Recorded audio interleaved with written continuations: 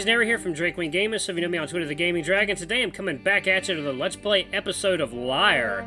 So the last place we left off, we actually just got visited by, hold on, let me see. I think the music would still be a little bit too loud. Oh, yeah, okay. There we go, perfect, okay. Yeah. But, yeah, we just got visited by Lyle, and he was letting us know what's going on. The advisors are meeting, the prince is meeting to discuss what is going to be done, because the king is dead. How does the kingdom move forward from here? Who is behind it? What happens with their relations with the other kingdoms? But anyway, guys, let's jump right back into it. Please sit back and enjoy. Alarm chain, you are up, and let's go. Okay. He leans forward, pressing his snout through the bars, and gives me a kiss on the forehead. You make me so happy, Luvun. Next time I come down here to visit you, I'm going to see about unlocking this door. Maybe I'll even get you better living arrangements, but I don't know if I have control over that. I definitely put you in one of the better cells, though. I appreciate everything you've done so far. He gives a slight bashful smile. Speaking of, I should probably be going. I have a lot to do, and I can't be gone for long. Oh, yes, I'm sure our new king is just itching to order you around, I say, rolling my eyes. Actually, he's still the prince. Really? But he's the heir. He hasn't been crowned yet. Until then, as the king's head advisor, Liz is acting queen. Oh, so that's why she's been handling everything. Yes. This whole ordeal has put a heavy burden on her shoulders. It's even worse considering she just got back. She's handling it well, though. Responsibility is one of her strengths. He rubs a finger on one of the metal bars, collecting dust on the tip of his glove before rubbing it off. Speaking of them, others might come down to talk to you. Ask questions and whatnot. I know you're smart, so play the situation to your strengths. Okay, I'll try. I won't ever let anyone hurt you. He takes my hand in his large paws and leans closer to the bars, looking into my eyes. Not even the prince? Not even the prince. I'll tell him, listen, you little wretch, he's mine. There's a moment of blissful silence as we just enjoy each other's presence before he has to leave. His forehead is pressed to mine and I feel warmth. It's like whenever he's around, nothing else matters. He pulls away, still holding my hand. I'll be back, love. I always will. He steps away slowly, still trying to hold my hand. My fingertips slide off of his gloved paw and he begins to walk away. I love you, Lyle. There's a pause and I hear him turn around. I love you too, Luvun. I'm going to do my best to help you in any way I can. After that, I hear him walk off. The sound of his padded feet walking down the halls fades away, and with each step getting quieter, I feel more and more cold. I can even hear him pass a guard on the way out the corridor, but I can't make out what he says. The air and the weather begin to take over as I begin to feel weak. The sun is already beginning to set and the temperature is dropping fast. I walk over to the bench and lay down on it, using the blanket as a sort of cushion. Small pains work their way throughout my body and up to my head, keeping me from worrying about how chilly it is down here. I probably should have asked Lyle if he could get someone to send life down here. He probably doesn't want to see me right now, but I'm definitely in need of some medicine. Something to ease the pain. At least until I can figure out what's going on. I just hope that it's not anything lethal or anything without lasting effects. When did this even start? Only a few weeks ago, I think. To think that it's only a little over a month ago I was back in Erin. My room was so comfortable, I had my own tower in the castle, which overlooked the entire capital and the ocean beyond. I would watch the sunset over the horizon every evening while drinking the finest wine. The sun's golden light would bounce off the tops of the roofs and cast a yellow glow onto the misty air above. It was a pampered life, much better than that of my childhood, but I wasn't very happy. Yeah, because you were probably alone. I rest my head on the pillow and close my eyes, trying to think of something other than my situation or the pain my body feels. Back then, every day was the same. I would work for hours every day, and then what? Sometimes I would just sit in my room reading a book. Other times I would visit the local brothel and try to have a night full of pleasure. Those nights were only full of temporary joy, though. Those men only took pleasure in my company because they were paid to. And at the end of the night, I was just feeling empty. It was only a little over a year ago, and I was naive. I still am. In spite of what's happened, I can't help but think being sent here was the best thing to happen to me. For the past month, life has felt like it's worth living. On the road here, I reminisced on the stories I read and songs I heard of the lands of beyond Erin. It made things seem exciting and simple. The songs lie, though. They tend to always do that. There's one thing that I can be correct in my judgment on, however. I've met a gallant knight who loves me for who I am. Someone who doesn't want anything from me. All he wants is me.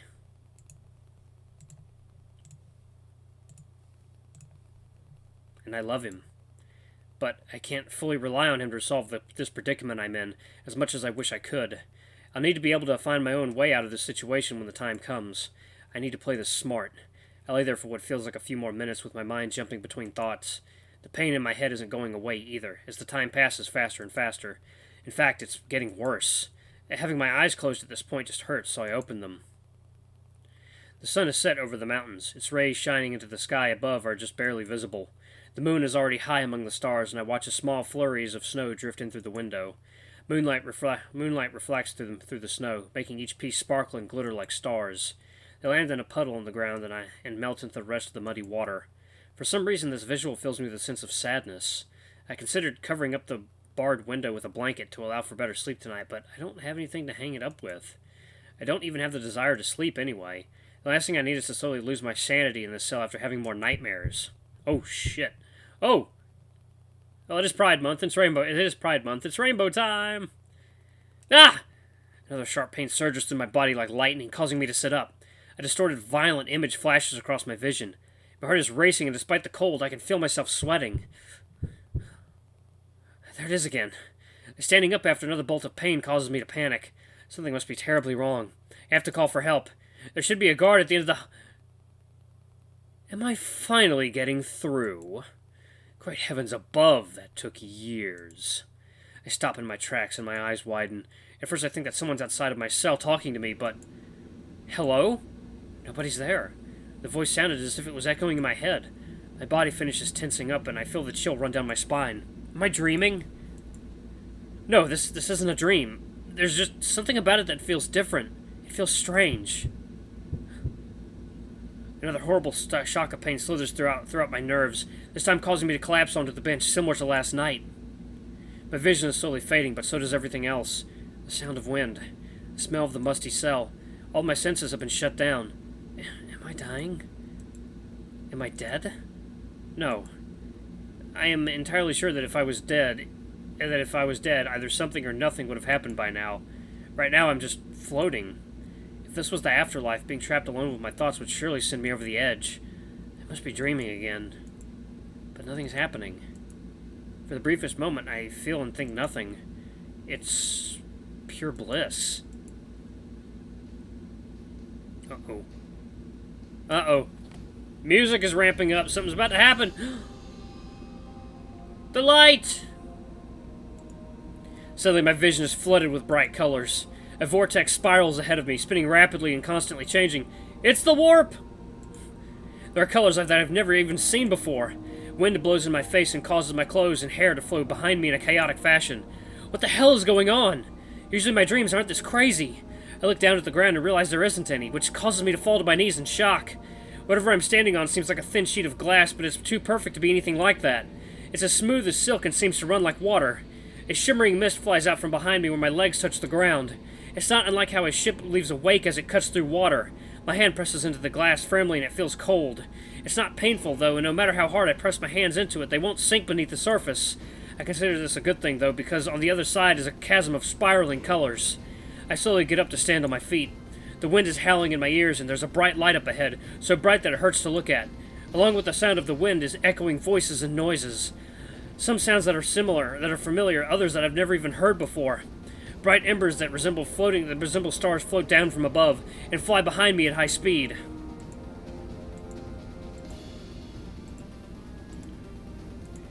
I look behind me, it's the same as the front. An endless chasm of tints and tones spinning like a whirlpool. Chills run down my back, causing me to physically shiver. This is beautiful, yet terrifying. Nobody is here, from what I can tell. That doesn't stop me from calling out, though. Hello? My voice echoes down the tunnel, repeating everything back to me as if mocking me. Is anyone there? Again, nothing but my own voice answering back with the same phrase. Amidst the mockery, there's another voice. You seem awfully calm.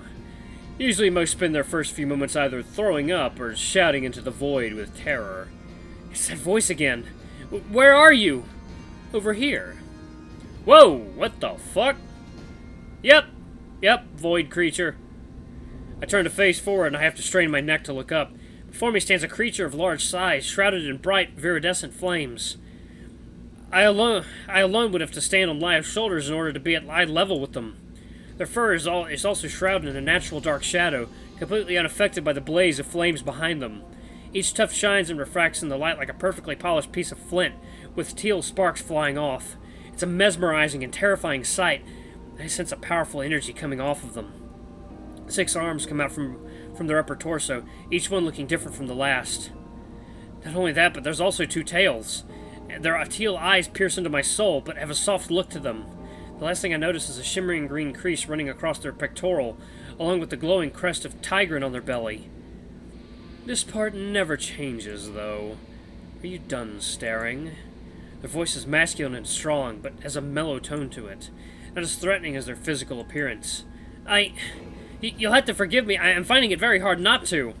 One of their sets of arms cross, and the other set places their paws firmly on their hips.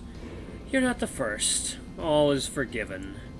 The sparks from the flames on their back fly by my face, but if any are landing on me, they certainly don't hurt. Am I dreaming? There's a dreadfully long pause before they answer. It's complicated, but no. This isn't a dream, Luvun. You know me? Of course. I know a lot of things. Most of it is useless, but it has its moments. I talk a lot, almost like a child talking to an adult in a very fast manner. Am I dead? This time they answer immediately. No, you're not dead. Then what's going on? Whoa, that's fucking cool. Man, that thing is fucking huge! The wind around us rushes faster, changing current in an unpredictable way. The sound is loud but not oppressive. Shimmering dust flies out from under their padded feet and blows past me like a sandstorm. Luvun, I'm going to explain this in a way that is easy to understand, but it will be shocking. I somehow doubt you'll have too much trouble understanding this, though. Understand what? That you are a very gifted person. What are they talking about? No, I'm not! What gift could I possibly have? Yes, you are. You might even consider it a curse. That depends on how you use it. Use what? They take a moment to answer, crossing a set of their arms. Have you ever had dreams that seem real? Experiences that are not your own? They hold up a paw. Has there ever been a moment where you've been attacked by terrible headaches and sharp pains? Yes, once or twice, but... A shiver runs up my body, and the legs I've been kneeling on begin to feel weak. But those are just nightmares. Coincidences, they point at me. Is that what you truly believe? Or is that just what you want to believe? This question sits in my ears and blocks out the noise of everything else around me. They're right. These aren't just coincidences, and deep down, I've always known that. What's going on? You have an ability. You may not consider yourself a special person, but you have a very special ability, and I'm here to guide you through controlling it. You're gonna tell me what this is? Since your birth, you've had the ability to see beyond the present. Those dreams you had were visions, Luvun. Visions of the past from others' perspectives. What? It's not possible. It's... How could that even work? I think back to the horrible nightmare I had about Raynor. Was that... You had this ability your whole life, but over time it has weakened. The potential for this power becomes weaker with each person who inherits it. The span of time that a mortal has been able to inherit it has increased to just above 1,000 years. Your entire race has almost likely forgotten about these individuals. You're only just now having clear visions, but you're not able to control them. That is why I am here. My head feels light and the feeling in my feet is completely gone. Who are you? You don't know who I am yet. This was expected. To your people, I am known and named for many things. The Creator, the Supreme Being. I've been referred to as a demon on more than one occasion, but I am simply the one who built the foundations for this world. The one who guides everything, yet has no control. Tigran. A short pause follows after my outburst before he responds. What? The wind begins to slow down, becoming a light breeze, and the colors around us slow down, like a wheel on a cart. You're Tigran, aren't you? The god that created our world. The one who our continent is named after. The wake of dust flying out beneath us is now a gentle cloud of sand. It's relieving to not have the sound of wind in my ear anymore, but now this area feels empty. Yes, I am Tigran.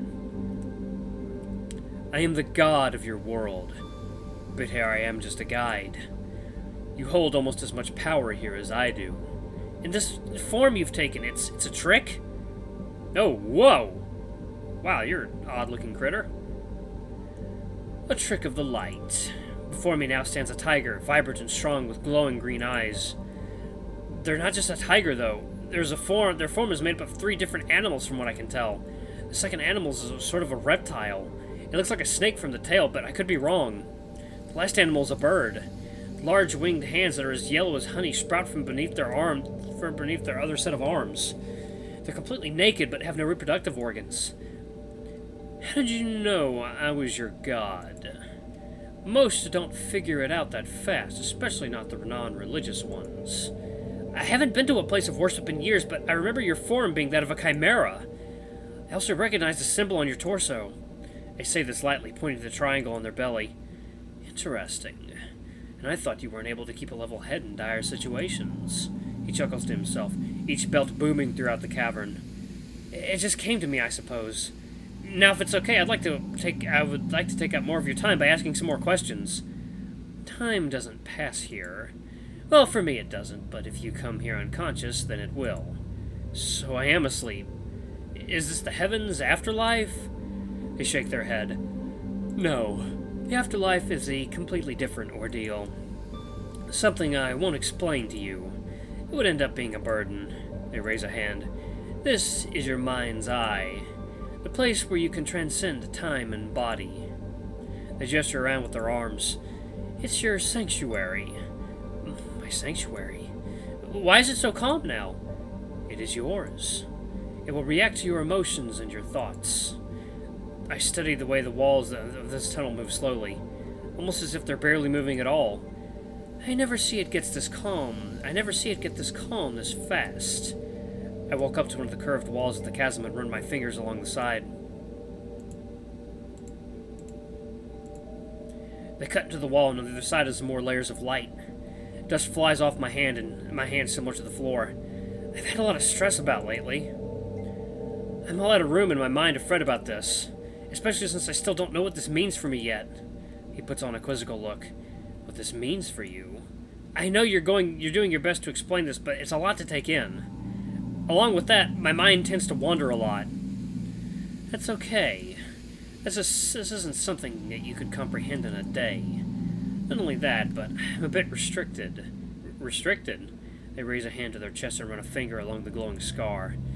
A punishment from the higher gods. Tigran's scar? I remember that the mountain range northeast of Aaron was named for religious reasons, but I didn't think it was that important. Yes. Stops me from giving away too much information to mortals. Past events caused great chaos and left me punished. Yep. So you can share your wisdom with me, but not direct knowledge. They frown. Yes. The collective knowledge of this world is something you will have to attain yourself. It's not something I can give you. All of the collective knowledge of the world. It can make someone extremely powerful. But something feels off. There must be a catch. Earlier you said this was a curse. Something that could either help or burden me. Their eyes brighten and I can see they've been eager to have this brought up. That I did. This ability is extremely powerful. The higher gods sometimes question me for bestowing it. Their tail swishes as they scratch their chin with a tiger paw. But the world needs someone to act as their guide. Guide them toward a brighter future by making sure the mistakes of the past are not repeated. This power should only be used for the greater good. Any user who takes it for selfish intentions is punished, and the cycle grows weaker. The breeze around me sends a chill up my spine as I say this. So I'll ask you this one question. I ask it of everyone. Everything around me slows, even the mist beneath my feet. If you could see any event from the past, any event from the future, what would they be? And answer truthfully. I'll know if you're lying. I look down at the ground and attempt to think about this question hard. Hey. This is always so much fun. I guess I'll start with the first. If I could see any event from the past, what would it be? To be honest, the first thing that comes to mind is what I've been questioning for the past day. Who killed Raynor? Is that selfish, though? No, I don't think it is. I want justice for my king. This isn't just to save myself. This isn't about me. But what would I do if I could see the future? Tigran didn't mention being able to see the future. Maybe it's a trick question. I'm ready to answer. Good. Go on. If I could see anything in the past, I would want to see who martyred my king. Not for the safety of myself, but for the justice of his kingdom. An interesting answer. And about the future? I gather my thoughts and continue. The future is more difficult. The possibilities are endless, and there's no event that is set in stone. But in a theoretical sense, I suppose I would wish to see a tragic event before it happens, so that I could prevent it. Tigran bites their lower lip with curiosity before responding. That's a unique response. It isn't the first time I've heard it, though. We step back. Alright. Thank you for answering my question. You provided me with great insight. So it's true, then? They stop in their tracks and look down at me. Can I really see the past? Is it really possible for me to figure out who killed my king? They rub their chin with one of their hands and look at me with a concerned gaze. Yes, it is possible. But you will need to train. Right now your experience only allows you to see distant memories. And this has only happened because of certain triggers. Hearing them say this reminds me of how I had that vision of Elena's death right after hearing about it. That happened 10 years ago. Anything recent would be harder to grasp. A twisted memory of the past. They sigh. For the past month you've been becoming your own person more and more. No longer are you an onlooker or a passerby. You finally removed your mask. Okay? You will speak again. How? I have a feeling you already know. Oof. And with that, their figure slowly fades away, the light behind them refracting through their body like glass. At first I'm lost, not knowing what to do next, but then I feel an empty pain in my stomach. I can feel my eyes physically gleam with light as everything around me closes. I hear one last thing before I'm enveloped in comforting darkness. Your eyes can see beyond the horizon, beyond the skyline. Use this.